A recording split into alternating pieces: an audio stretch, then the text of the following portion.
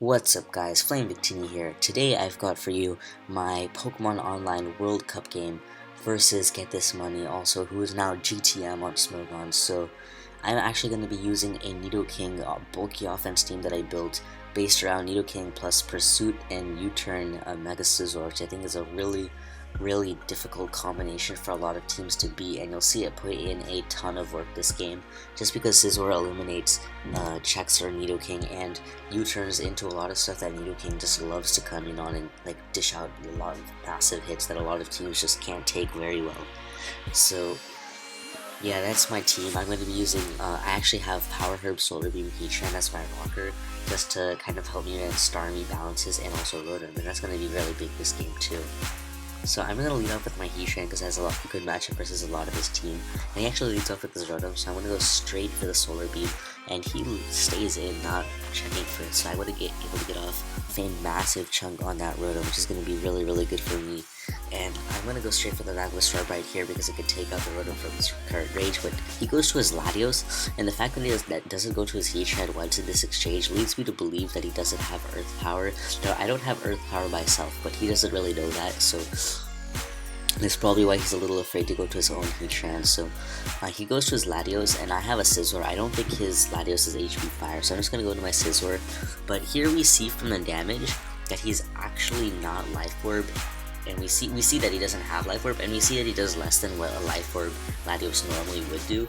So I'm thinking this is actually Colbur Latios. So instead of pursuing here, I'm just going to go for the U-turn, and here we see how Scizor plus Nidoking is such a deadly combination because the U-turn just brings Nidoking in. You U-turn on bulky grounds and like Lando Team Gliscor, and you get Nidoking into Ice Beam. Now that's really scary. So here I make an aggressive play, go for the Ice Beam, and take out the incoming Latios switch in, as I didn't really think he Get This Money would want to risk his Heatran at this point. So here I make a mistake.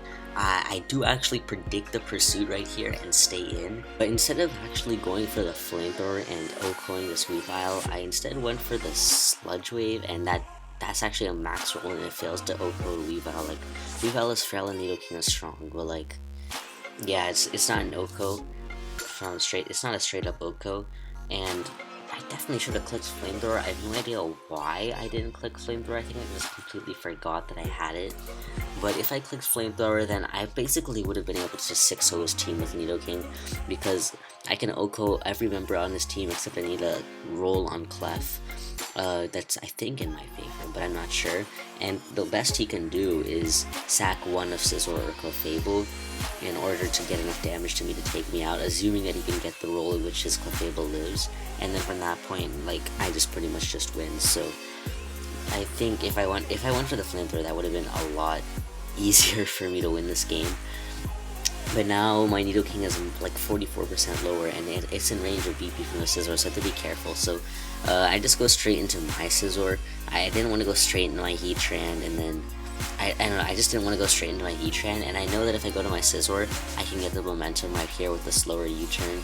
Well, I think I'm slower because I have lowered speed IVs, but I go for the U-turn right here and go into my Nidoking on the Heatran, and this is going to be really bad for GTM, so I'm actually going to go for the Sludge Wave right here, because I don't want to go for the Earth Power, give the Rotom a little lefties, and then have him pivot to his Scizor, which I'm pretty positive he would. So here, I really wanted to go for the Flamethrower, because U-turning is so obvious, but I just didn't have the guts, and I just go out to my Lando T right here, as he just goes straight for the U-turn. The reason I go to my Lando T is because I force him into the Clefable, so that he can't go to Heatran and get up rocks. So I'm going to go to my Scizor right here, as he just blasts, and I'm just going to choose to go for the Roost right here, as he just chooses to go straight out to his Heatran. I wasn't sure what his Clef set was, what he wanted to do, so I just go for the safe Roost, and he goes into his Heatran. So I'm actually going to pull a hard switch into Nidoking, expecting him to go for the rocks. Like,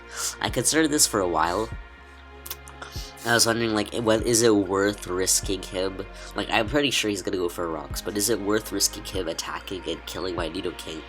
So I thought, like, the thing is, whenever Nidoking comes onto Heatran, he's in a really difficult position.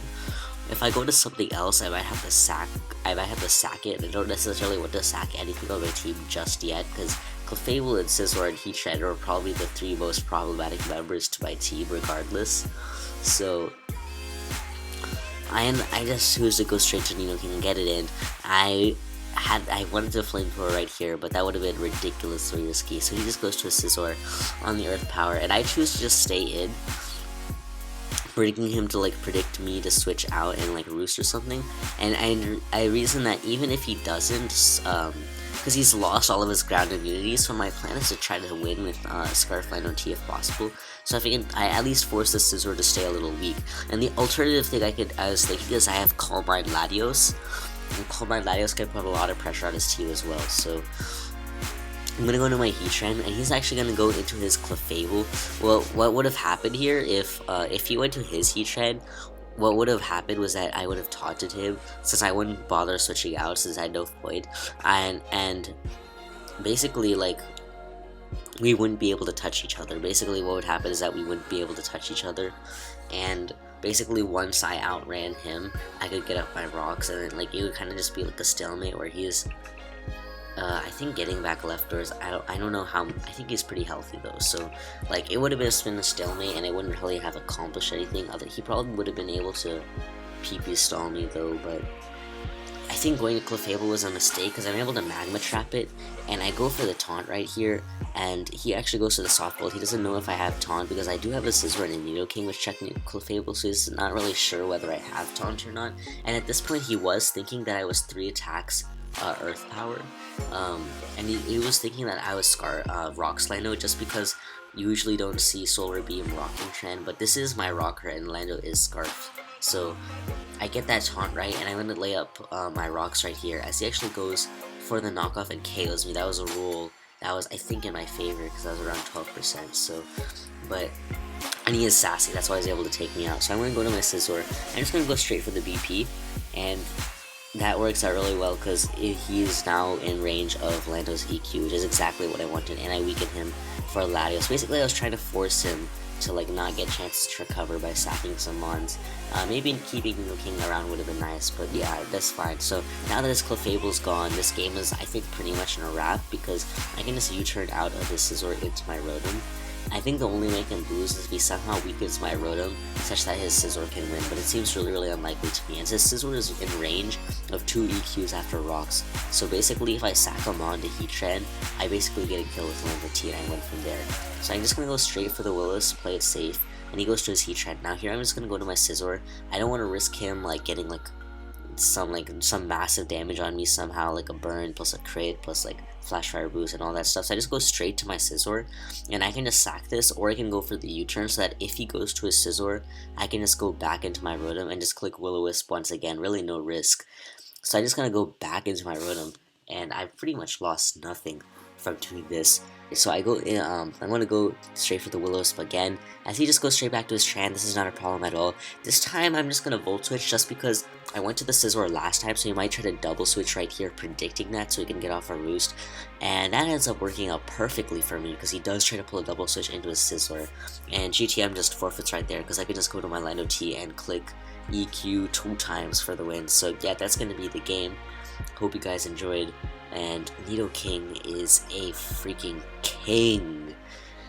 Dang, so Nidoking is just really scary, and you saw right there how well Scizor worked out in this game to just keep on bringing in Nidoking over and over again, and just keep battering away in his team. Of course, if I clicked Flamethrower on that Weavile, he just would have crumbled to Nidoking. So yeah, that's the game. I hope you guys enjoyed and learned something, and I'll see you guys later.